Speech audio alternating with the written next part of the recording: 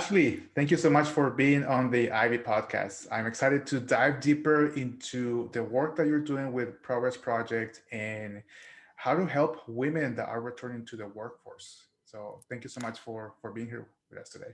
Absolutely. I am pumped. We were talking earlier that this is a highlight of my week, if not my month. So, yes, real excited for this conversation. I love it. So to kick it off, I guess the first question that we have in mind here is tell us a bit more about your background, right? For those that might not be familiar with your work, what's your uh, what's the problem that you're trying to solve with Progress Project, and how do you come up with the idea? Yeah, absolutely. So, my background, I was in B2B tech marketing for about 15 years. I started with a startup here in Austin, Texas, and was with them. I believe I was employee number 30 and one of the first on the marketing team. So, they called me the guinea pig. They gave me all the different projects, and it was my job to see if they sank or swam. If Mhm. they sank, we'd figure out why and push it off to the side. If it swam, we'd hand it off to someone else and they would really optimize. So, with that background, I touched almost all aspects of the business and they moved me over to London to open up their European office.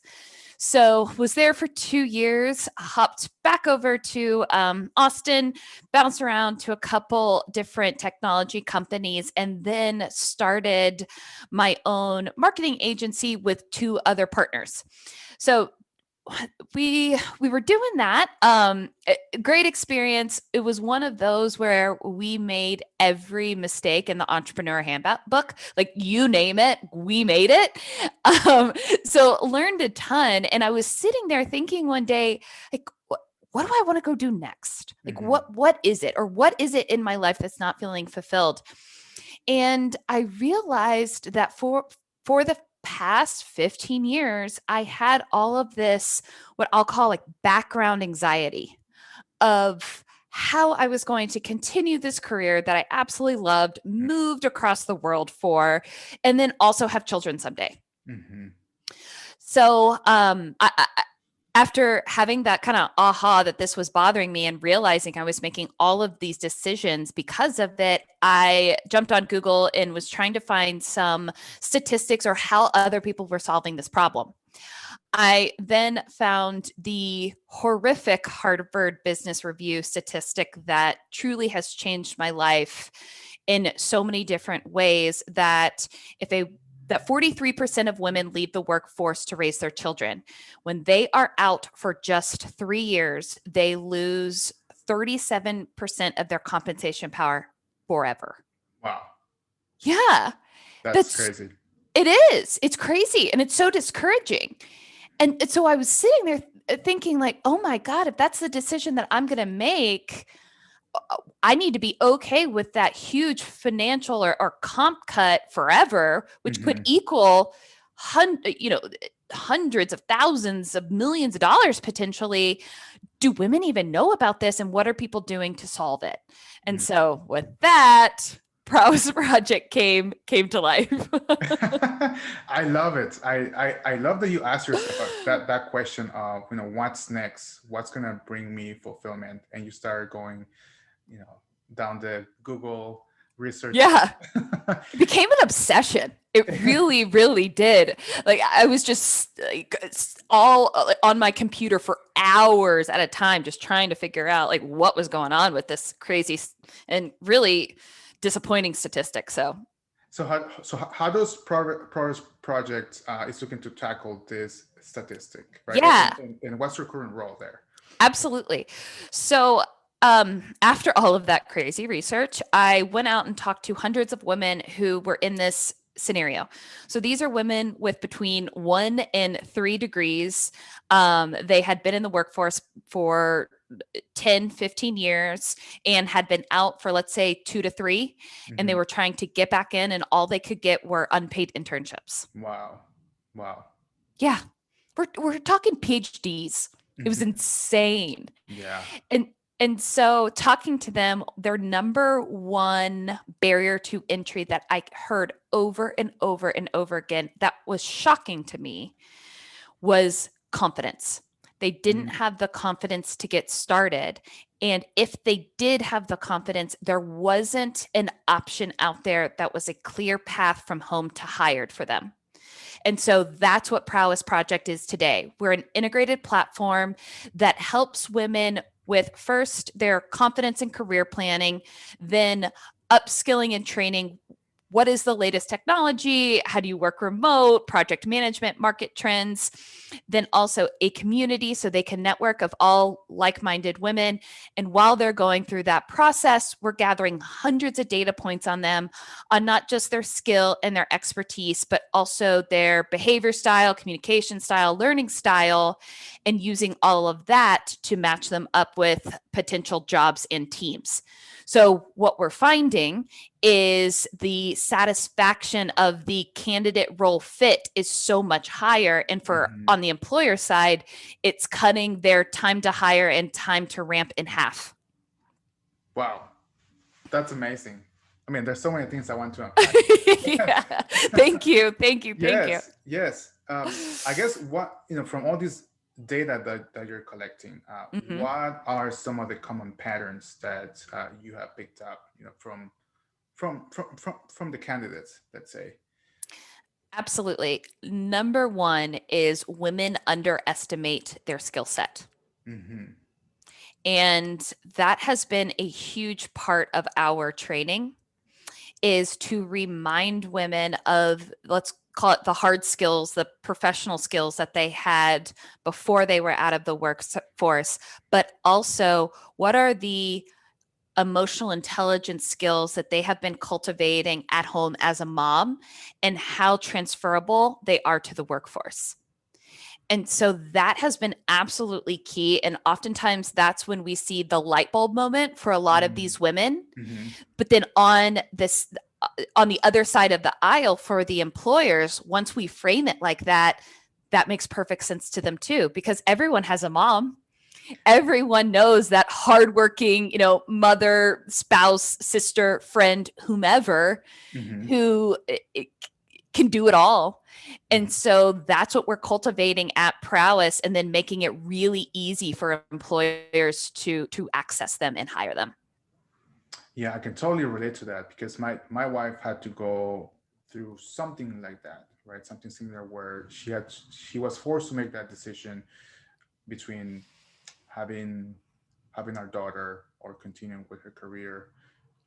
She had Lucia, and everything stopped, right? And she had to figure it out on her own because me, as her partner, I don't know any better. Like, there's only so much I could do Totally. to support her. Totally. And I wish she had stumbled upon Prowess Project, but she had to figure it out on her own, right? How to navigate that and how to get her confidence back, because in her perspective, developing mom skills is not valuable in the Right. marketplace, We right? hear that a lot. Yeah, Absolutely. yeah. Absolutely. But in actuality, there is a ton of data, one in particular from the Modern Family Index report, that 89% of American workers believe that having a working mom as a leader is better for business. Wow. And it's What? because of the better communication that they're developing. It's because of the crisis management. It's because they're more diplomatic. All things that they were forced to cultivate during their time off or while they were becoming a mom. Hmm. And that was going to be my next question, right? From the employer perspective, what are some of the reasons that they should hire moms or women that are planning to return to the workforce? Absolutely. I mean, I just listed a ton on the soft skill side, but all of the women that I meet in through Prowess Project, they feel like everyone has given up on them. Mm. And so when these employers hire these women, you get a loyal follower for life. And that is so incredibly important when it comes to hiring because turnover is so expensive. It's up to 250% of that person's salary if you have to replace someone. So not only are these women extremely loyal to you, but also they're determined. They have a set amount of hours that they need to get the work done. And so you bet they are efficient and effective. So yeah, and that's what we hear over and over and over again. I agree with that. Just Yeah. seeing how my wife balanced being a mom and her work, I'm just like, wow, how do Yeah, you get all of this done? Where I'm over here, you know, I mean, I'm still in the household, right? of But course. it's just interesting how that balances out. Um, Now, what has I guess what is the overall vision of Prowess Project, and I guess what is one of the biggest challenges that you're looking to tackle as a business? Yes. From the woo-woo standpoint, the what we're trying to achieve at Prowess Project is first that women can have it all and they don't have to decide between work and caregiving. But even beyond that, that when you're hiring someone or in the workplace, you can bring your full self. Mm, If you look at today, whether it is the hiring process or even the workplace in general, you bring one version of yourself to it. Your resume shows your professional skills, where you went to school, and where you've been before. mhm. Nothing about your personality, nothing about your day to day, like how you act, nothing about your communication. And that is a huge pain point that we heard from hiring managers over and over and over again that took up so much of their time. So, that is another reason why in our job matching algorithm, we focus so much on the work style communication and learning style compatibility between the team that is hiring and the candidate. I love that you bring that up because I personally believe that the resume is a flawed material or tool to showcase your skill sets, right? And it doesn't reveal the whole picture of yourself, right? But unfortunately, it is, I guess, required for most Right. applications out there, Oh, which, it is. yeah, Yeah. and I don't understand. I just don't understand, right? Which is why I'm excited that you brought that up, that you want to help moms and women bring their true self, right? Because you cannot separate the two from work. Absolutely not. Absolutely not. And of course, the the talent or the moms women appreciate this, but we're hearing more and more on the hiring manager side of almost this relief. Like when a hiring manager comes to us, it's pretty simple. They fill out a 10-minute form, we get on a 30-minute conversation, we Mhm. put that data into our algorithm, and within 3-ish days they get a link with 3 different profiles, each with a compatibility score. So instead of looking at hundreds of resumes, we're sending them the top 3 candidates, and these profiles show so much more than you would get in a resume. It shows examples of work, it shows testimonials, it shows an intro video so you can get to know the person. Just again, thinking about this from a 360 standpoint and how Mhm. you are hiring the whole person when you offer or when you hand over that offer letter. That is awesome. I'm like getting excited over here. Oh, yes, I love it. I stumbled upon this statistic today actually on how the average application gets 250 resumes Wow. on average. So the fact that you're helping on the recruiting side narrow it down to 3 or 4, that's huge. So thank you for saying that because as a hiring manager myself, that's exactly how I feel. Who has time to go through 250 resumes when oftentimes they all look the same because they're Yes. optimized for the applicant tracking system, Oh my, which is yes. just looking at keywords. And so it's just, to me, it just doesn't make sense. To your Mhm. point before, it's a flawed system. Exactly. We can talk about this. And I wanted to go back to, because you mentioned in your, I guess, your first entrepreneurial journey, you made a bunch of mistakes. And Yeah. I wanted to ask you about, I guess, your favorite mistake, a lesson that you learned through that mistake Mhm. that you carry on to Prowess Project now. First and foremost is trust my gut. Hmm. I was in a position where I was, and I will completely own this. I think I got in my head that my opinion was not worth as much as everyone else's. Hmm. And so there were some times that I let things slide or didn't speak up when I wish I had. Hmm. And that was such a good lesson in not only self-worth but also leadership and being aware that people oftentimes feel that way. So even when I'm running a meeting or I'm having a conversation, looking for that. So that's a huge one. And then if I can give you a second one, we had a whale of a client. So one massive, massive, massive client and maybe like two or three small ones on the side. Hmm. So as soon as we lost that whale, we were hosed. Got it. We'll never make that or make that mistake again. Never, never, never. So you had like a single point of failure almost. Yeah, exactly. Yeah, or a single point of Exactly. revenue. Right. Yeah, absolutely. It made us very, very vulnerable. Now, going back to the first one, because I know there's a lot of people out there that might struggle with speaking up, right? Especially in a remote environment, Yeah. right? What are some of your recommendations on how to get better at this? Because I struggle as well, right? And women probably even more, right? Just because how the system is set up. So what would you recommend? Absolutely. So we do these events called Men Tell All. And what it is we get 3 to 4 male leaders in the community on a panel, and we're asking them questions about gender equality in the workforce and how they see it from their perspective. Hmm. Typically, the audience is mixed but heavily female, and Hmm. what ends up happening is it's much less of a panel they're talking and more of a discussion. Hmm.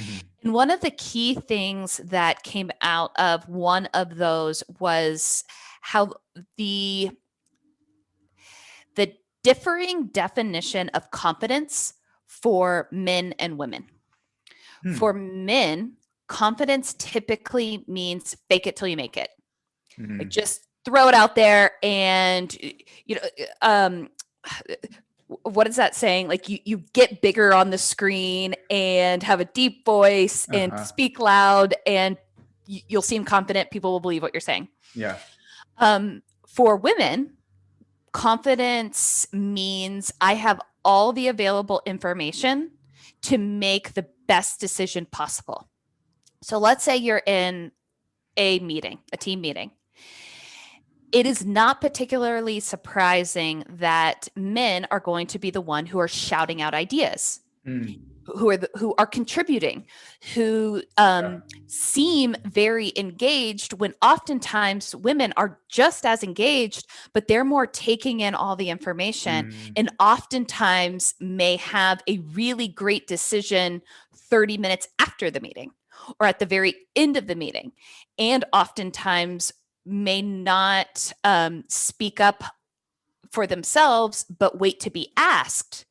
And so just even understanding and being aware of those differences, I think help so much on both sides. If you are more of the person who throws out ideas, be mindful of the fact that other people have ideas too, Hmm. or may need more time to digest. And then on the other end, know that yes, I need time to digest. So, do I request an agenda ahead of time? Do I send my manager afterward a follow up email or a follow up email to the whole group saying, hey, had some time to think. Here are my 3 ideas. Would love to chat about it more.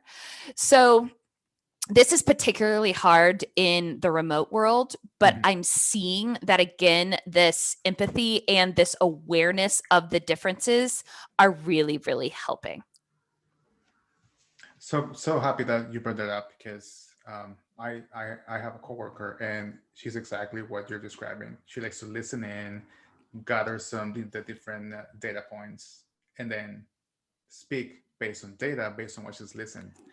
And everybody has a different communication style, right? So Right. definitely having awareness and the empathy, and it ties back to one of your key components with Prowess Project, which is emotional intelligence, right? So, um, yeah, especially now that we're remote, or um, it's important to be self-aware how your coworkers or your teammates communicate.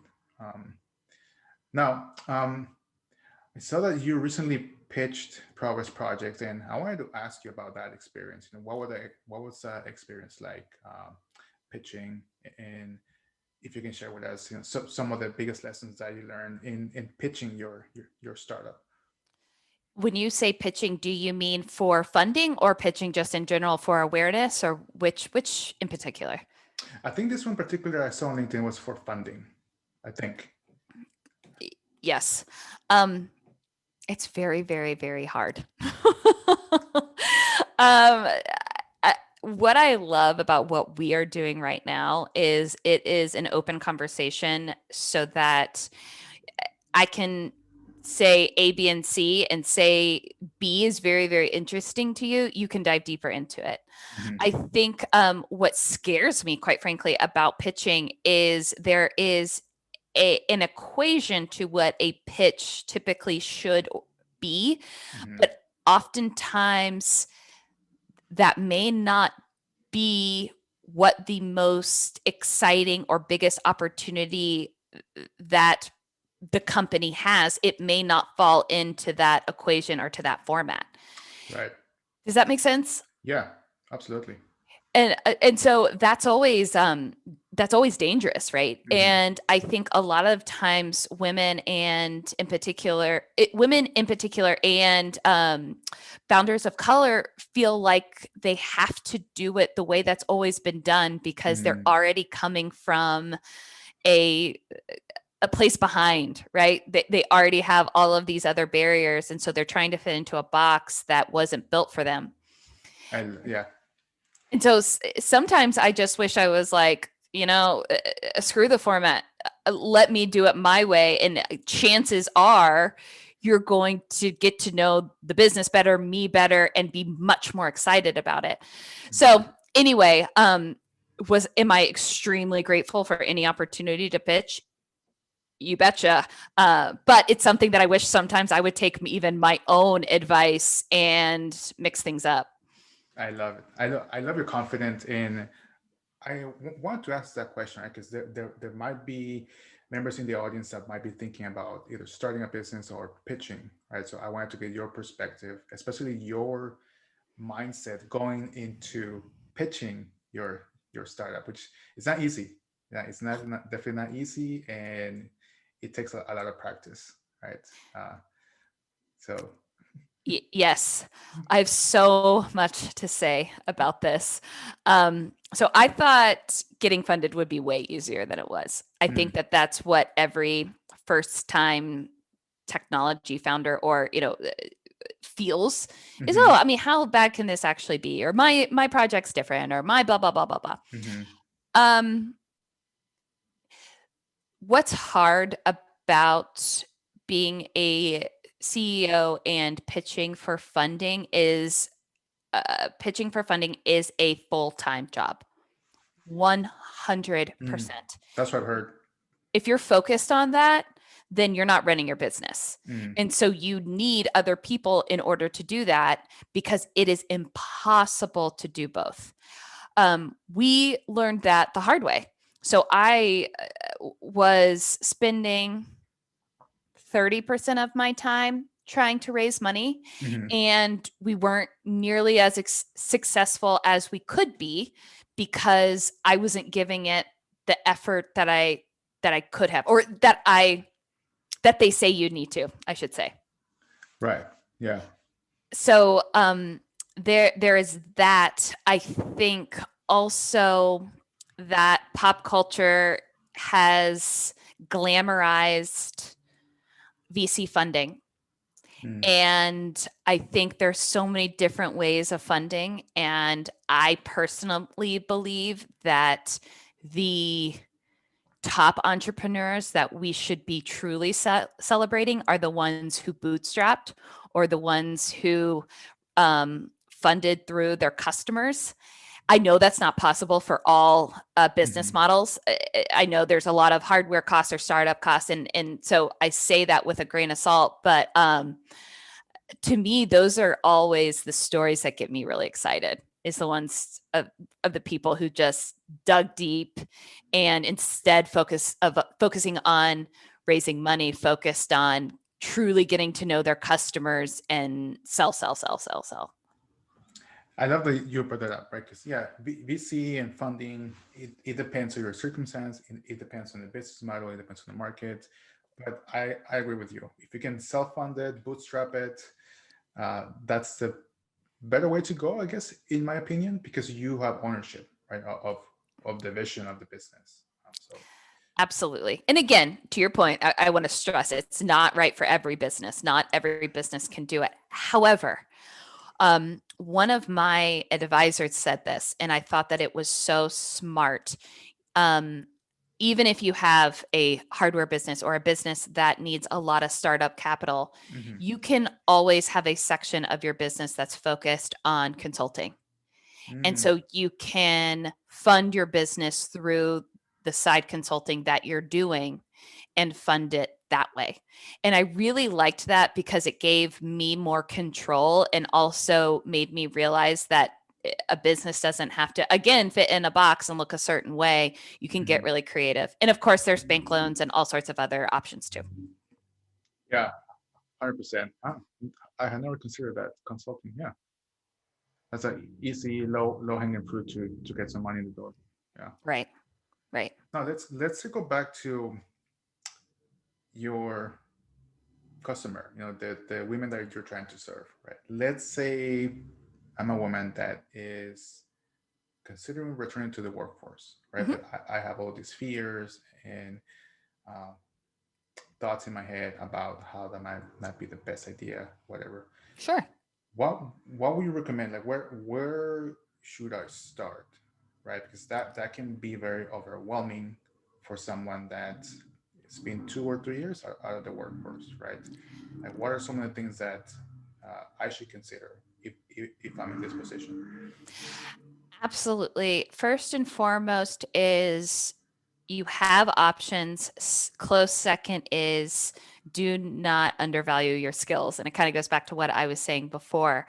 Mm-hmm. Obviously, I'm quite biased. Prowess does, we've worked really hard to create a clear path for women so that we could help solve as many aspects of this super complicated problem for these women as possible. Mm-hmm. And so that is the reason why we have so many different, let's call them like departments Mm-hmm. within our platform, because we knew that just focusing on one was not going to solve the full problem. For example, if we were a talent marketplace and solely a talent marketplace, it would not solve their problem because there is so much confidence that needs to be built up, training that needs to get under their belt, network that needs to be created Mm-hmm. before they even feel comfortable looking at jobs. So I would first look inward and be really honest with yourself about what you want to go do. Mm-hmm. And through our training program, we walk people through this, but we also have a free starter course Mm-hmm. to help women get a better understanding of point blank, am I ready to get back into the workforce or not? If you then decide yes, then we offer the certification that is really soup to nuts. What we've seen is over 70% of the women who go through our training, our work readiness training program, they secure jobs in less than 3 months. So, and I believe that that is because we're being so intentional about the complexity of that problem.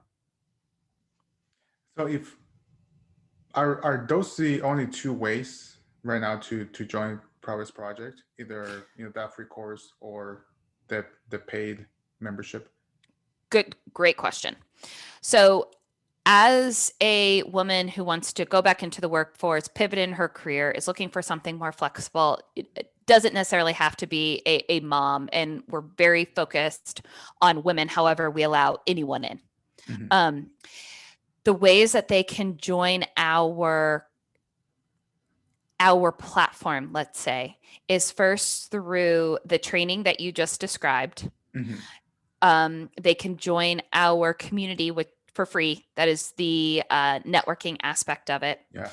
And then also, before we send people to the training, if they're not sure if they need it, we have a quick 3-minute form that helps us get a better understanding of where women are where's their starting point of this next career journey.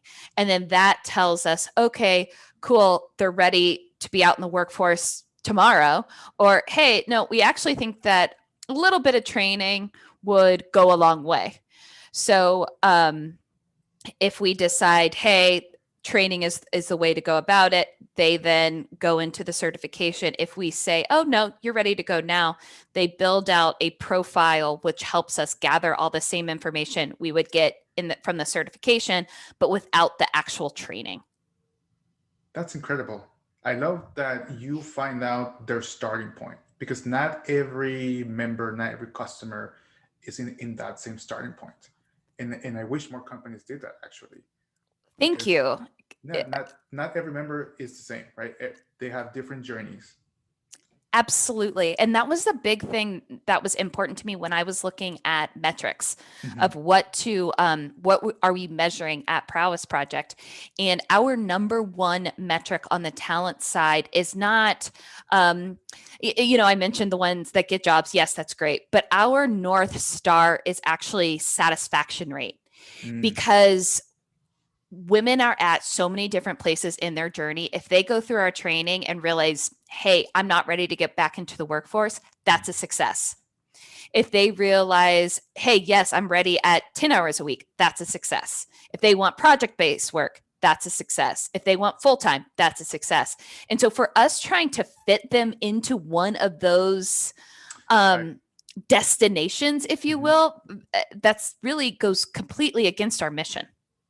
I love it. I love that you start with self-awareness, but you not only speak about it, you have put it into action for members to find out exactly where they are in that journey. That's awesome. I love Thank it. you. Thank you. Thank you. And I just forgot what the next question I was going to ask you. In terms of most common misconceptions out there, from the employer perspective, what are some of the things that you hear, or some of the most common misconceptions that are around hiring women returning to the workforce? That they're not going to be dedicated to their work. I hear that a lot. Or that they're a flight risk because they're not going to be able to juggle all of that. Like, sure, I think you run that risk with anyone, not just women. But as I was saying before, the vast majority of women who go through our program, we are vetting them, and they have invested a lot of time in order to get to where they are. So they are ready to work, point blank. And I think that because of that, it becomes really obvious even in our interview process that that's the case, and that employers don't need to worry about that. I love it.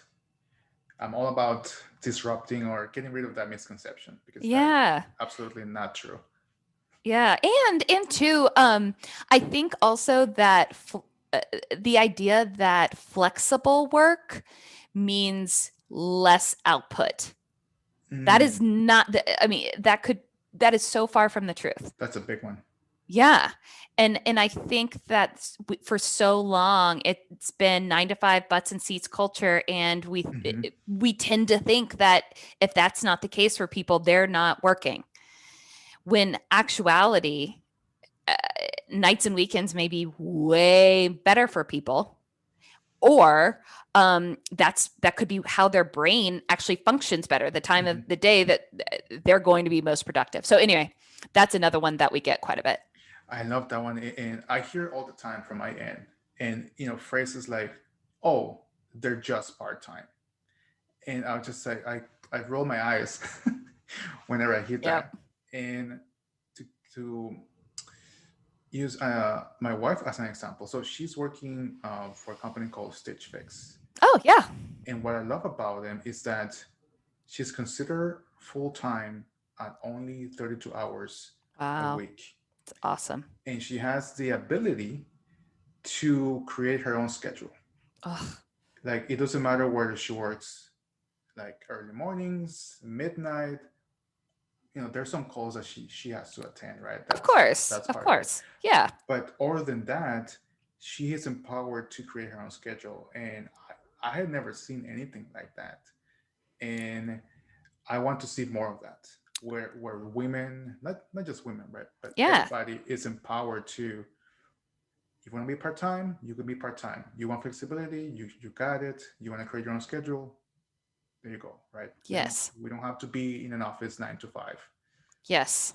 I mean, really, if you think about it, it is next to impossible if you have two people who are working full time and parent. Like, I don't know how people do that, and that is not when the workday was designed. Women were always at home taking care of the household. Well, now that that's not the case, the 9 to 5 is so arbitrary. Like, It is. why can't we think past that? Why can't we challenge that? And so I really hope that, or I love actually that companies like Stitch Fix are doing that Mhm. and giving women opportunities and thinking outside the box and challenging those norms that, quite frankly, are pretty ancient at this point. Super ancient. And with that, I wanted to ask you, how has being a founder changed your thinking in your work and in your life? Um, the first thing that immediately came to mind is um, I I grew up and my parents always taught me the value of a dollar. But you Mm. don't know the value of a dollar until you are a founder. Like I sit there and I'm like, 30 bucks for a meal, or those 30 bucks could go to Facebook ads. Like that's how I'm thinking all the time.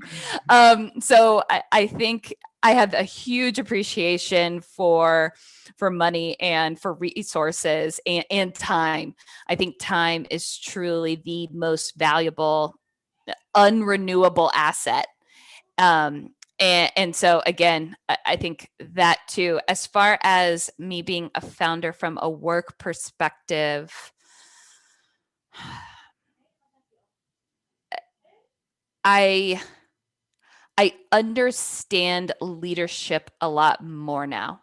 Mm. And I understand and empathize with some of the decisions that I didn't understand while I was going through my career, because um but I felt the repercussions of it, but I didn't understand the why. And now I Mhm. understand the why, and I understand the pressure, and I understand the lack of resources. And really, I say this all the time, the job of a CEO and founder is just allocating resources. I That's all love I do. that. It's just Yeah, time, money, tools, and figuring out who gets what. that combination. Yeah, allocate resources, time, money, tools, people, right? Yeah, yeah, yeah, exactly. Which Exactly. I know that Progress Project is hiring Yes. because they're growing. Yes, yes, yes. So, what are some of the roles that you're hiring for, and what are some of the things that you're looking for in these hires? Absolutely. So, first and foremost, we are looking for more recruiters. And at Prowess, we are a tech company. Mm-hmm. And so for the longest time, we were calling our recruiters salespeople. Mm. And so they are this blend between a recruiter and a business development person, because this is not a staffing agency, it's a tech platform. So we do things differently than a Mm-hmm. staffing agency would. Mm-hmm. So, first and foremost, that's what we're looking for. Second, a community manager. So Prowess started as a talent marketplace, but what we realized was so many women were coming to us who just wanted to connect with like-minded women. And so really our focus, which was the talent marketplace, which still brings in the vast majority of revenue, what we found was our engine and the soul and the heart of the business is actually the community. And I want to invest in that. I want to invest in surprise and delight. I want to invest in engagement. I want to invest in someone who is focused on how do I make these people's lives better and all day, every day. So that is a huge one. And then a marketer, I'm trying my best to do some of the marketing, but I'm just not doing Prowess the level at which I need to. And then also, lastly, an automation specialist, someone who can come in and support our COO, who is working like a crazy woman right now in helping some of our processes run smoother. I love it. And I love that you brought up that you want to focus on community, because I'm a big community guy. And I truly believe that the future of business is for those companies that are community driven. So kudos to Prowess Project for that. And well, so speaking of community, can I add one more thing? yeah. So the first job that I had at a school was with a company called Spiceworks. They are an inventory management free tool for IT pros and community. And so I grew up, if you will, from a career standpoint, building a community. So I know how to do it. I know how important it is. And I'm so glad that I didn't have to force that at Prowess, because that's what I knew. It organically happened. And now we get to really like put fuel to the fire. That's awesome. I love that your background is in community. And one thing I've learned is that just because you can do something, that doesn't mean that you should do it, right? And Yes. it's true for especially founders, right? Because Yes. at first you need to do all the things, but as you grow and you hire teammates, hopefully, or the goal is that they do it better than you, right? Absolutely. Absolutely. And I'll be honest, sometimes I can get kind of the, shiny object syndrome, but I made very, very clear that the people around me, like our leadership team, calls me out on that and is like, no, we need to focus. If you want to talk about that, let's book that in 2 months once this project's over. And so, yeah, just like for all your faults and all the things that are your weaknesses, just support yourself with people who are so much better than you are in those areas. I love it. Two more questions before we wrap it up here, Ashley. One, what will be your number one piece of advice that you want our audience to take away from our conversation, especially women? Just do it. Just put like in yeah, Nike should be paying me. Yes. No, I think that just start at small steps and really celebrate the small steps, because the small steps add up. Also, I think too, women in particular have such a great intuition.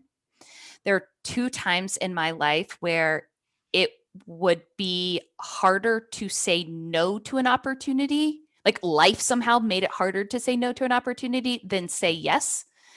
And I followed it both times, and once moved over to Europe and once built Prowess Project. And I'm so glad that I kind of let the universe guide me in that sort of way. And so if I could offer that to people, that's what I would say. Yes, follow your intuition, because somehow it figures itself out and you end up more fulfilled. 100%. Yeah. And take the chance. Yeah. Take the chance. Yeah. Do it. Great. And last question here. I asked this to all of our guests. What is one book that you're reading, or one book that has had a big influence in your life? Oh, there's a couple. Actually, no. Built to Sell. Built to Sell. Do you know that book? I think I've heard about it. It's a parable. It's fantastic. It's all about this company who was an agency. They were not run the way that they needed to be. And over the course of the book, someone came in and helped the CEO make a scalable business that other companies would want to buy. I read that book. So remember that whale of a client at the Right. agency? Yeah. They fired us on like a Thursday at noon. I read that book Thursday night, had the idea for Prowess Project Friday morning. No joke.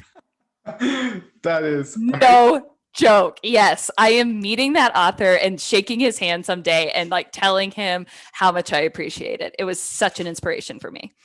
I love it. I'll make sure to link it up in the notes, and I'm gonna get myself a copy too because I always love to read books like that. Yeah. It's short too, which makes it even better. Gets to the point. Definitely. Well, Ashley, this has been a great conversation. Thanks for sharing with us what you're up to with Prowess Project and how we can continue to empower women, especially those women that are thinking about returning to the workforce. And where can people find you or Prowess Project? What's the best way to reach out?